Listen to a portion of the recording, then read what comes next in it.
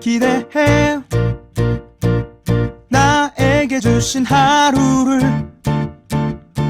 때론 피곤하고 일어나기 싫고 널 깨우는 알람 소리에 짜증도 나겠지만 안녕하세요. 오늘도 부른 말씀 권순민 목사입니다. 쉬지 않고 나를 지키셨네. 오늘을 나에게 주셨네. 새 말씀 안에 주가 주신 사랑과 은혜와 능력. 오늘 우리가 은혜 받을 하나님 말씀은 에베소서 2장 19절로 22절까지 말씀입니다.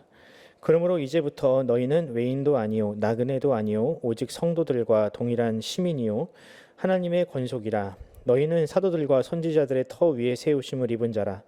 그리스도 예수께서 친히 모퉁이 돌이 되셨느니라.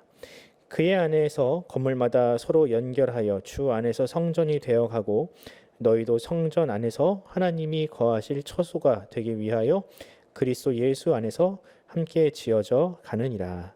아멘. 오늘 설교 제목은 왜 하필 모퉁이 돌인가입니다.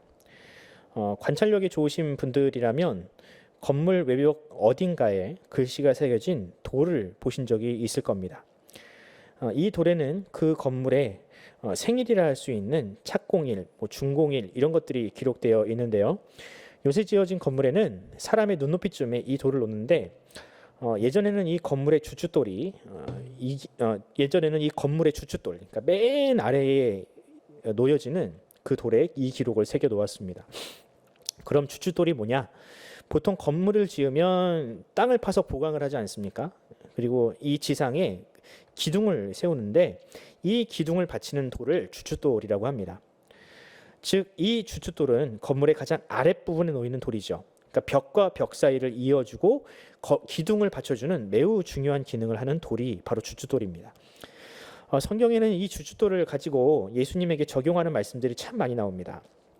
먼저 사도 베드로가 유월절을 지키러 온 유대인들을 향하여 설교할 때 다음과 같이 이야기했는데요. 사도행전 4장 11절입니다. 이 예수는 너희 건축자들의 버린 돌로서 집 모퉁이의 머릿돌이 되었느니라. 아멘. 또 그에 서신 베드로 전서를 보면 똑같은 비유로 다음과 같이 이야기합니다. 베드로전서 2장 7절입니다. 그러므로 믿는 너희에게는 보배이나 믿지 아니하는 자에게는 건축자들이 버린 그 돌이 모퉁이의 머릿돌이 되고 예. 베드로는 이 모퉁이 돌의 비유를 참 좋아했던 것 같습니다. 그럼 이 모퉁이 돌에 대한 이 비유는 과연 어디서 왔을까요?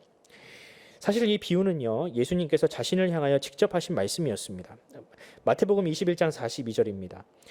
예수께서 이르시되 너희가 성경에 건축자들이 버린 돌이 모퉁이의 머릿돌이 되었나니 이것은 주로 말미암아 된 것이요 우리 눈에 기이하도다 함을 읽어본 일이 없느냐. 아멘. 이처럼 예수님은요, 자신이 마치 건축자가 쓸모없어져 버려진 돌처럼 보이지만 하나님께서 그 버려진 돌을 주춧돌 삼아 새로운 일을 행하실 것이라고 말씀하고 있습니다. 이는 장차 예수님께서 유대인들의 핍박으로 십자가에 못 박히고 부활하실 것을 예고한 말씀이었습니다. 그리고 오늘 본문을 보면 사도 바울도요, 베드로와 마찬가지로 이 모퉁이 돌의 비유를 사용하고 있습니다. 그리고 이 비유를 이방인에게, 특히 에베소 교회의 성도들에게 은혜롭게 적용하고 있습니다. 그럼 이 에베소 교인과 마찬가지로 우리도 역시 마찬가지로 이방인 아닙니까? 과연 이 말씀이 우리에게 어떻게 적용될 수 있을까요? 오늘 말씀을 통해서 예수님께서 우리에게 주신 은혜가 무엇인지 살펴보도록 하겠습니다. 바울은 이 사역을 하던 당시 유럽에는요, 유대교가 나름 영향력을 가지고 있었습니다. 왜냐하면 이 경건을 추구하던 유대교인들의 전통은요, 당시 쾌락만 추구하던 헬라인들의 것과 너무나도 달랐기 때문입니다. 그래서 당시 이방인들 중에서 이 유대인들의 경건을 사모하고 그래서 유대교로 개종하려는 사람들이 꽤 있었습니다.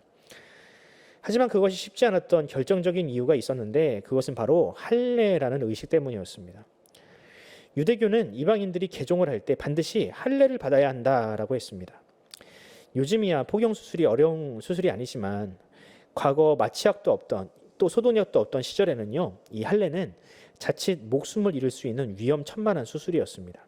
이런 이유로 이방인들은 유대교회는 들어가지 못하고 마음속으로만 하나님을 섬기고 있었습니다. 하지만 제자들은 이 그리스도의 공동체를 세우고 이 모든 제약을 없애버렸습니다. 왜냐하면 교회는 그리스도를 통해서 이 모든 율법이 완성되었다고 믿고 또 오직 하나님의 은혜만이 구원받을 가장 중요한 그 기준, 그러니까 믿음이야말로 오직 구원받을 수 있는 참된 기준이라고 그렇게 생각했기 때문입니다. 그러니까 할례를 받았느냐 안 받았냐는 더 이상 중요한 기준이 되지 않는 것이죠. 할례를 받았더라도 믿음이 있어야 하고 할례를 받지 않았다 하더라도 믿음만 있으면 하나님의 자녀로 용납될 수 있었습니다. 즉 예수 그리스도 안에서는 헬라인이나 유대인이나 할 것 없이 모두가 다 하나님의 자녀인 것이죠. 그래서 이것을 건물로 비유하자면 예수라는 모퉁이 돌을 중심으로 해서 이쪽 편은 유대인의 벽, 또 이쪽 편은 이방인의 벽인데 그것이 그 벽이 모퉁이 돌을 통해서 한 건물로 하나가 될 수 있다는 뜻입니다. 바울은 이처럼 예수 그리스도를 통해서 세워지는 새로운 성전, 새로운 건물은 차별과 혐오가 없는 진정한 의미의 하나님의 성전이 될 것이다 라고 이야기를 했습니다. 여기에는요 이방인도 없습니다. 유대인도 없습니다. 오직 사랑과 섬김, 희생만이 인정받는 하나님의 처소가 될 것입니다.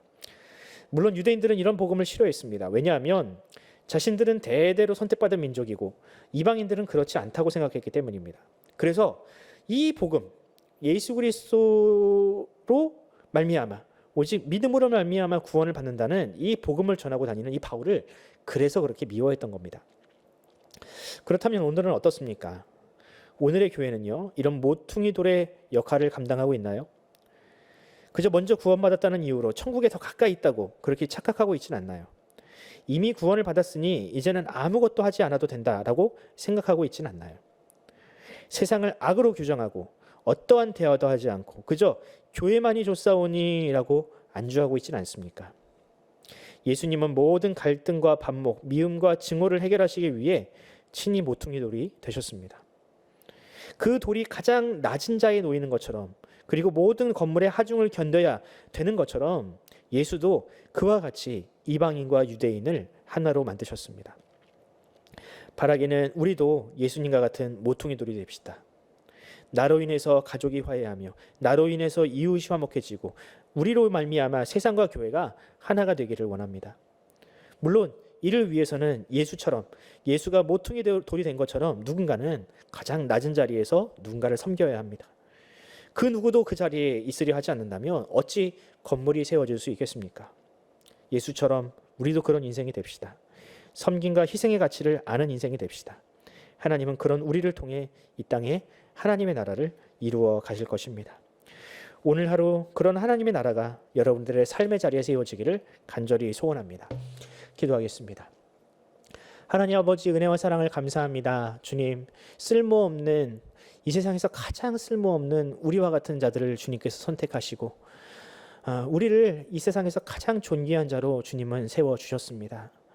이 모든 것들은 다 예수님께서 모퉁이 돌이 되시고 희생하셨기 때문에 가능한 일이었습니다. 주님 바라기는 우리도 역시 마찬가지로 주님과 같은 그 길을 가게 하여 주시옵소서.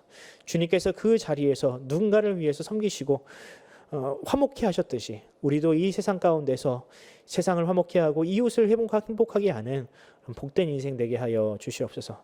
감사드리며 우리 구주 예수 그리스도의 이름으로 기도드립니다. 아멘. 사랑하는 성도 여러분 함께 기도합시다. 주님은 우리를 이 땅 가운데 자신과 같이 모퉁이 돌로 사용하길 원하십니다. 오늘 하루 나를 통하여 누군가가 행복해질 수 있다면 가족이 이웃이 세상이 화목해질 수 있다면 주님 기꺼이 나를 주님께 드리겠사오니 주여 우리를 사용해 달라고 우리 함께 기도하고 또 우리 자녀와 우리의 가족, 우리 직장을 위해서 함께 기도하면서 오늘 하루를 시작하도록 하겠습니다. 함께 기도합시다.